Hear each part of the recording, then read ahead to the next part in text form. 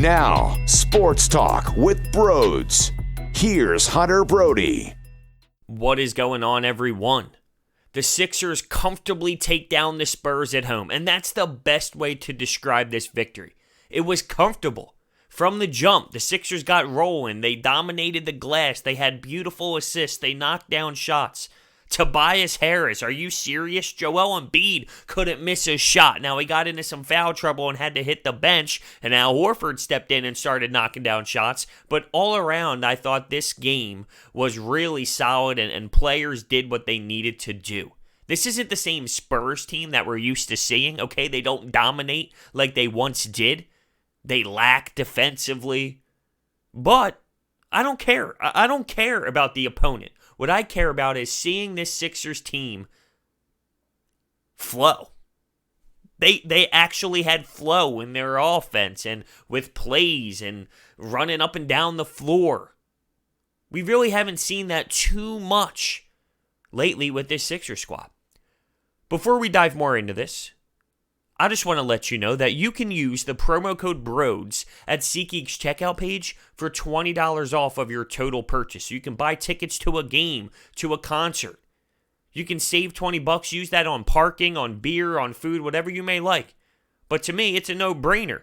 Use the promo code BROADS today. No Josh Richardson in the lineup, and I know he's dealing with an injury, so it's not his fault that he's not in the lineup. I just want to see this team go at it with their legit roster.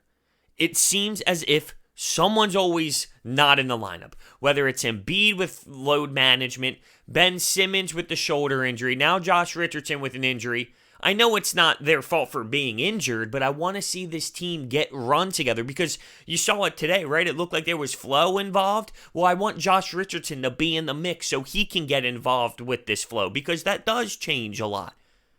Josh Richardson will be eating up a ton of minutes. I want to see him get run with the starters. Once again, it's not his fault, but it always seems as if someone's missing. There's one guy out, one important role guy. I want the team to fully be able to go out there and run on the floor.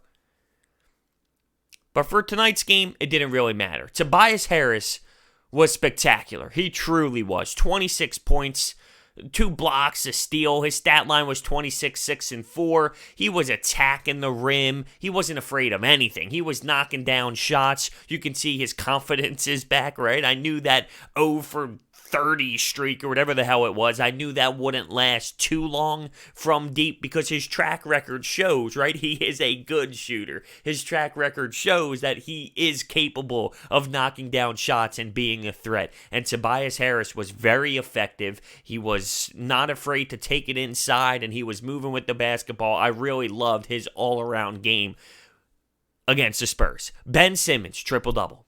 Triple-double. Now, it wasn't a beautiful effort, though. I am going to start nitpicking a little bit. Before I nitpick, I'll go into the positives. His assists were tremendous. He put on display what he is so phenomenal at. It's moving the basketball. His vision is unreal. It's sickening. It's sickening to be that good at finding players, at handling the ball at 6'10" on a fast break, doing all kinds of crazy things and kicking it to Tobias Harris on the fast break full speed. I love that part of his game. I do. Now to the nitpick. Hack-a-Ben came into play. He needs to get better at his free throws. He was 4 of 8. 50%. It's not good enough. That's one thing he really needs to pick up. It's his free throw shooting. That will affect his entire game. He won't be afraid to go to the basket at times because he will feel confident and have swag that he can go to the charity stripe and knock down the shots. He had one jump shot in this game. It was so bad, it didn't even hit rim. It hit the backboard. And from there, at that moment, I knew that he would not take another jump shot in that game. He was 3 of 10 from shooting. 3 of 10 from the field when shooting. He had a triple-double. I didn't think he had a bad game. He brought the intensity defensively. I did not think he had a bad game. But I saw the 1 3-pointer, And then I saw after that in the same game him shy away, and he acts as if the one three-pointer we should get off of his back. That's the time to really step forward and continue to do it. And he did not do it in this basketball game. Now, I praise everything he does so well, the passing, the defense. I would need to see more shooting the basketball. I got to give credit to Kevin Kincaid from Crossing Broad. I was speaking to him, and one thing he said is, we're not picking on Ben Simmons. We all know what he's so talented at. The reason why we keep pounding the shooting thing into his head and towards him is because that's what's left. That's the one thing that he's missing. He's so good at everything else. It's hard to nitpick everything else. It's that one major flaw that he needs to figure out. So coming from the jump shot standpoint, it wasn't good enough for me. I saw a moment where he was left wide open mid-range. He stopped, he picked up his dribble. The shot was there. The shot was wide open. Kicks it out. Just picks up his dribble and kicks it out. It drives me nuts. But he had a triple-double, and all around it wasn't a pathetic game or anything, but I'm nitpicking the jump shot thing because he just made the three, and then it's almost as if he backs off and says, well, I made the three, so get off me. And that's not how it works. It's not how it works. But his elite passing was on display. Let's get to Furkan Korkmaz, because I tweeted after the game, I'm still not sold on Furkan Korkmaz. Actually, the tweet was, I still don't believe in Furkan Korkmaz. It's a little strong of a statement. I guess what I really meant was, I'm still not sold on him, but either way, it's the same thing. He had 17 points. He knocked down some threes. There was some ugliness involved as well, defensively a couple times, and whatever that layup was on the fast break. Listen, here's the thing. I'm not sold on Furkan Korkmaz. That's just my opinion.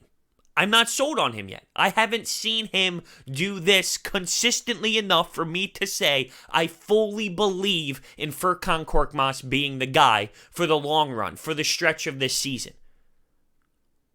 I've seen games like last game against New York when he had 16 minutes, 2 points. I saw a game in Oklahoma City where he had 26 minutes and 3 points. I saw a game in Orlando where he scored in single digits, but he had a decent amount of minutes logged. I brought that up, and someone on Twitter hit me back with, well, what did you say when Tobias Harris was missing all those threes? You knew he'd eventually turn it around. Yeah, because his track record shown in a long period of time that he is a very consistent shooter. In Furkan Korkmaz's tenure in the NBA so far, I haven't seen it consistently enough to firmly believe that he's going to be this guy who can score you 17, 20 points a night. Now, I'll be honest with you. He played 34 minutes. I think that's too much for him. Less of Furkan Korkmaz is better. That's not to knock him, but I think you get more out of it based off the fact that he can get abused defensively. 34 minutes is a lot, and when I look at Matisse Thybulle, I don't know if he's playing enough. But it worked. In this game, it worked. So if Brett Brown does it and he scores 17 points in those 34 minutes, I don't know what to tell you. It worked in this basketball game. Long term, though, in this season, I don't know if he's the guy. I don't believe it yet. I don't think that that's ridiculous to say. I haven't seen it long enough to firmly think that he will be able to consistently do it. It doesn't mean he won't be able to. It doesn't mean he will be able to. Just at this very moment, I'm not sold. And I don't think that that's unfair based off of how long he has been doing this for. It hasn't been long enough. So take that for what it is. Joel Embiid, at one point in this game, he was knocking down everything. He was shooting 100%. Then he missed a mini layup, but he got his rebound back and put it up. He finished with 21 and 14, 9 of 13 from the field. James Ennis off the bench was tremendous, knocked down 3 threes, 13 points.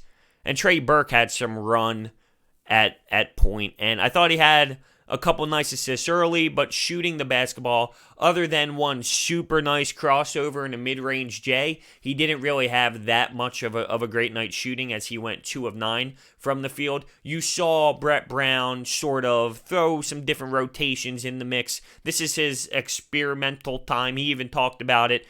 Christmas, really next year is what he stated, 2020, which is around that Christmas, New Year's time. That's when you're really going to see this team gel, because he's going to be throwing in all sorts of different looks, and it takes time. Well, you're starting to see that already, and it's only, what, is it 12? Or no, wow, we're 10-5 already. 15 games. Whew, it really does start to fly by. 15 games into the season, and I think you're already starting to see this team somewhat come together, somewhat create an identity. That's because it takes time to do that. We're not where we need to be yet, not by any means. But you're starting to see something mold through the first 15 games.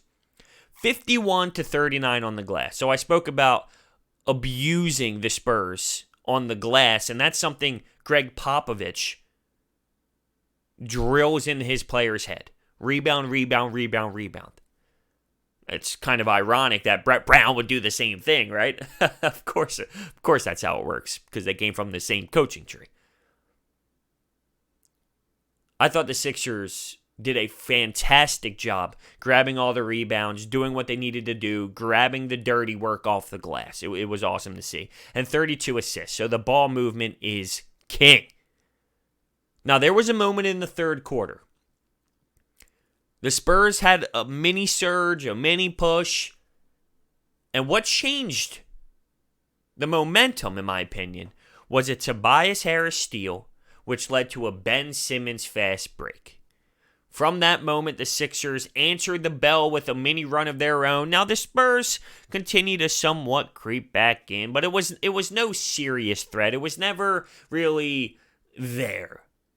I felt comfortable, going back to the word that I started this with, a comfortable win. I felt comfortable watching this game in the second half, in the third quarter, in the fourth quarter, with my feet up on the recliner, petting the dog. I was never worried. I was never sweating it out.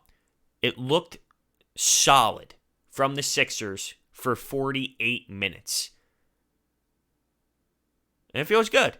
With Jimmy Butler coming to town tomorrow, it feels good. Now, we don't know if Josh Richardson's going to be in the mix. It seems as if he's not going to be, which kind of sucks for him, because you're seeing your former squad. You want to go out there and compete. I know Joel Embiid wants to play on the back-to-back, and knowing what Jimmy Butler's been saying about Joel Embiid, he's going to have a good night. Both are going to have a good night, I think. See, I'm a Sixers fan who still loves Jimmy Butler. I do. I think he's going to come in here with an attitude, with that mentality that we all loved and appreciated last year. He's going to come in with that mentality. And I'll be honest with you, I'm a little afraid the dude's going to walk in here and drop 40-something points and be an alpha.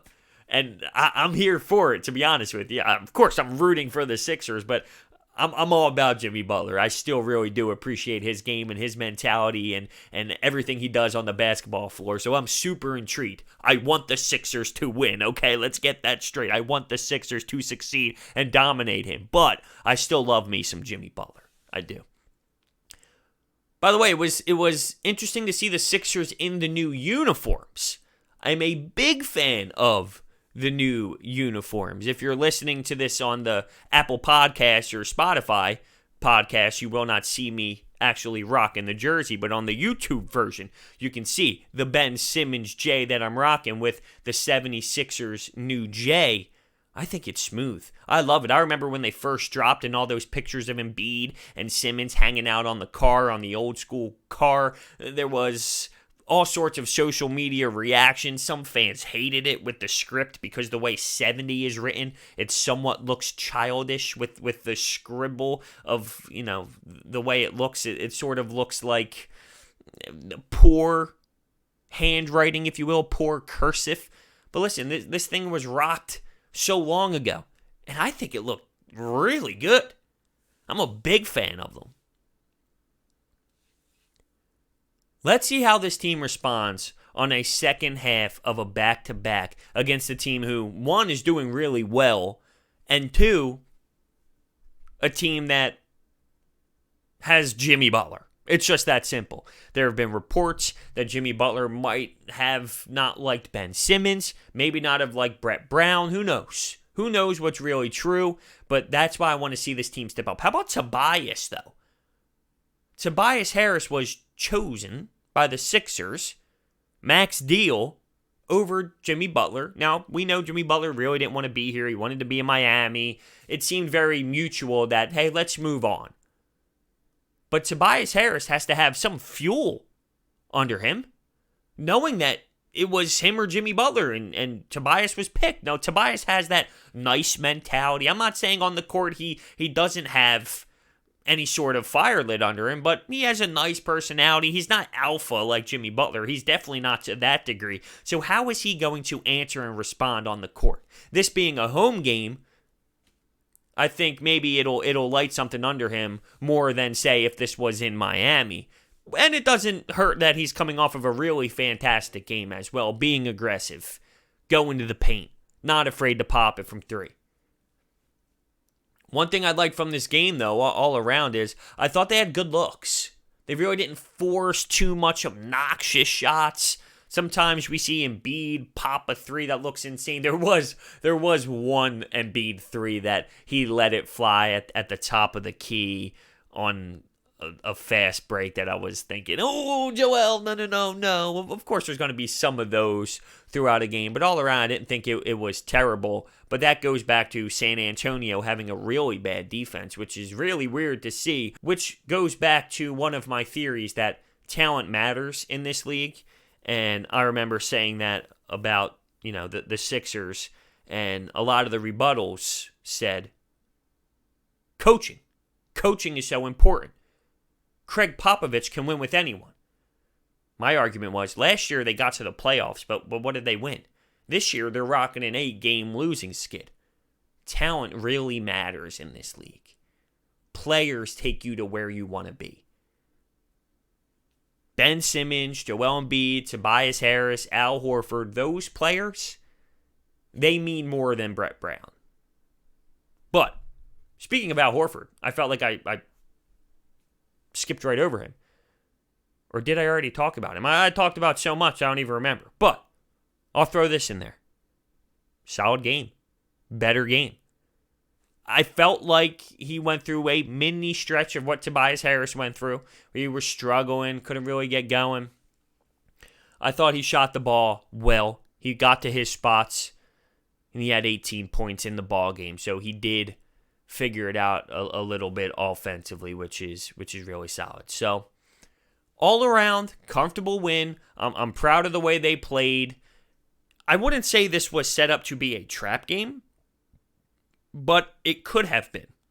Knowing Jimmy Butler's coming to town tomorrow night, seeing a Spurs team that lost a lot of games in a row, you could have overlooked them, but they didn't. Last thing before we end this, I just want to throw out my wishes to Kemba Walker. I don't care if you play for the Celtics, for any team that the Sixers despise, any rival of the Philadelphia sports teams, Dallas Cowboys, I don't care. I never want to see someone get injured, and I definitely don't want to see anyone get injured due to head injuries. So Kemba Walker went down. He ran into his own teammate. He fell to the court instantly. He had to get stretchered off, so I really hope that he comes back on the basketball floor as soon as possible.